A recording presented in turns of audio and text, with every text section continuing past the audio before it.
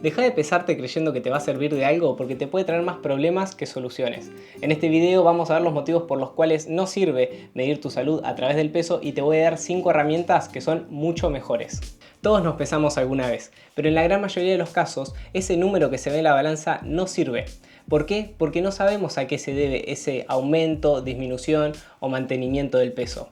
Vamos con un ejemplo. Juan mide 1,70 m y pesa 80 kilos. Pero Pedro también mide 1,70 m y pesa 80 kilos. ¿Por qué se ven tan diferentes si los dos tienen la misma estatura, el mismo peso y el mismo IMC? La diferencia está en la composición corporal. Nuestro cuerpo está formado por varias partes. La forma de dividir lo que más nos interesa es en grasa corporal, músculo, huesos, órganos y otros. Entonces, cuando evaluamos la composición corporal de una persona, lo que hacemos es ver en qué cantidad y en dónde se ubican cada una de estas partes. Volvamos con el ejemplo anterior. Los 80 kilos de Juan están compuestos por más cantidad de grasa corporal y menos cantidad de músculo que los 80 kilos de Pedro. Y se ven diferentes porque 1 kilo de grasa ocupa mucho más volumen que 1 kilo de músculo. Entonces, ¿por qué nos sirve guiarnos por el peso? Simplemente porque no sabes a qué se deben esos cambios o mantenimiento del peso. Puede ser que vos estés haciendo las cosas muy bien y veas que la balanza se mantiene o incluso aumenta el número de tu peso. Pero al mismo tiempo puede ser que se deba a que vos disminuiste la cantidad de grasa y aumentaste la cantidad de músculo al mismo tiempo, lo cual está increíblemente bien. Ahora que quedó claro por qué no sirve guiarse por el peso, vamos a ver estas 5 herramientas que son mucho mejores tanto para medir tu estado de salud como para medir tu progreso.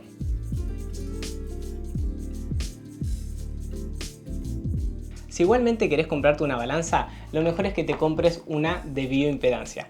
Este tipo de balanzas lo que hace es separarte cada una de esas partes que hablamos antes. Lo más interesante es que te van a decir cuánto músculo y cuánta grasa tenés. Pero tienen una gran desventaja, y es que no son muy precisas, especialmente las baratas como estas. Por eso yo te recomiendo que si la querés para darte una idea está bien, o si usás siempre la misma balanza la podés usar para medir tu progreso. Algunas de las recomendaciones que te puedo dar son que te peses siempre a la mañana en ayunas, que lo hagas sin ropa o siempre con la misma ropa, que no lo hagas ni bien te salís de bañar y obviamente que estés seco o seca. Para las mujeres también sería interesante pesarse siempre en la misma etapa del ciclo, porque sabemos que puede haber algunos cambios. Igualmente lo más importante es no obsesionarse con este tipo de números y por eso te recomiendo que no te peses todos los días porque igual no te va a servir.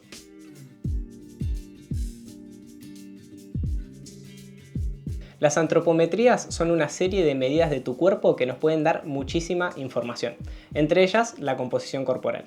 Estas medidas las toma un antropometrista que suelen ser o nutricionistas o entrenadores. Si lo querés hacer y sos deportista o atleta, te conviene que el antropometrista tenga el curso ISAC 2. Y si no lo sos, te conviene que tenga el curso de ENFA.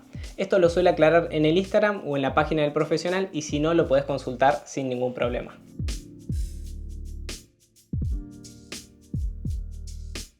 Los análisis de sangre o analíticas son mucho más comunes. Igualmente veo mucha gente que no se los hace de manera rutinaria. Yo siempre recomiendo que si todo te da bien, te hagas unos análisis de rutina una vez al año para controlar que esos valores sigan estando bien. Lo que incluyan esos análisis de sangre lo va a determinar tu médico con tu nutricionista si hace falta. Igualmente yo siempre recomiendo evaluarse todos los años B12, homocisteína y vitamina D.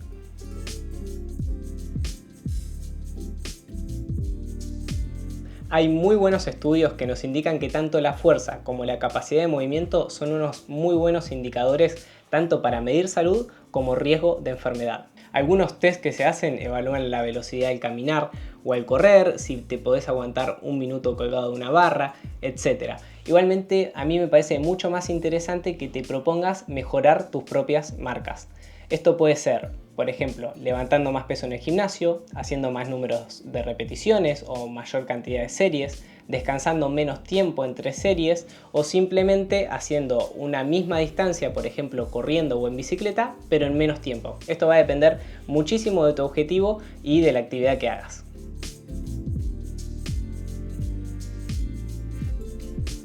Y llegamos a mi favorita, la evaluación subjetiva.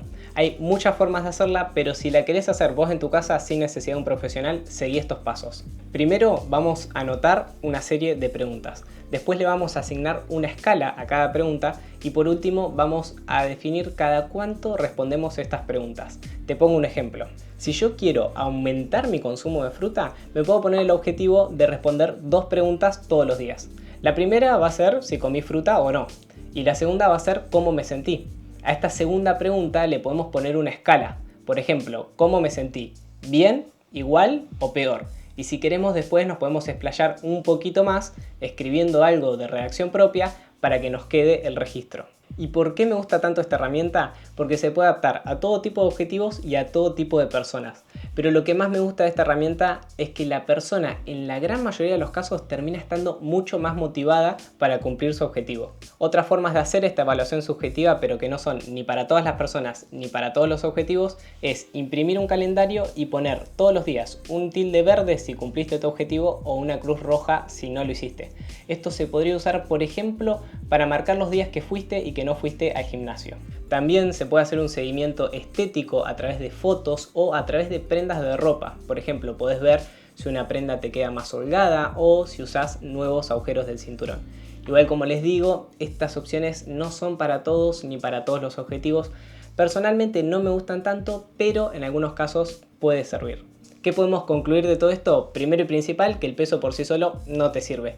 ¿Por qué? Porque no sabemos a qué se debe ese mantenimiento o cambio de peso. No nos dice si fue la masa muscular, la cantidad de grasa o simplemente agua.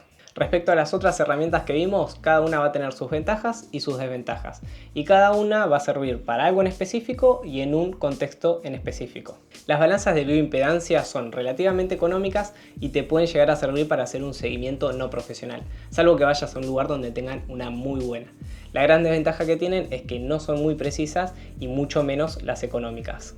La antropometría es relativamente económica y te permite evaluar muchísimas cosas. La desventaja que tienen es que te la tiene que hacer sí o sí un profesional y que puede llegar a tener error humano. Igualmente, a mí personalmente me gusta muchísimo esta opción. De los análisis de sangre o analíticas no hay mucho que decir. Es la única forma que tenemos de evaluar ciertos déficits de vitaminas y minerales. Y yo recomiendo hacerse un chequeo al año si todo da bien. Los test físicos a mí me gustan un montón porque son un excelente indicador de salud, ya sea que quieras hacer uno específico como el de Cooper o simplemente buscar mejorar tus marcas, como puede ser levantar más peso en el gimnasio o correr tantos kilómetros en menos tiempo. Y por último, la evaluación subjetiva es muy versátil porque nos permite evaluar cosas que el resto de las herramientas no. Igualmente tiene la gran desventaja de que al no tener números, su precisión es muy variable. Igualmente a mí me gusta mucho más como herramienta para motivar a las personas. Obviamente hay otros métodos mucho más precisos tanto para medir composición corporal como para medir rendimiento físico, pero son tan costosos y raros que para mí ni siquiera valía la pena nombrarlos. De todo corazón espero que este video te haya servido y acordate que lo más importante es que apliques lo que vayas aprendiendo. Te dejo este video que estoy seguro que te va a servir. Nos vemos ahí.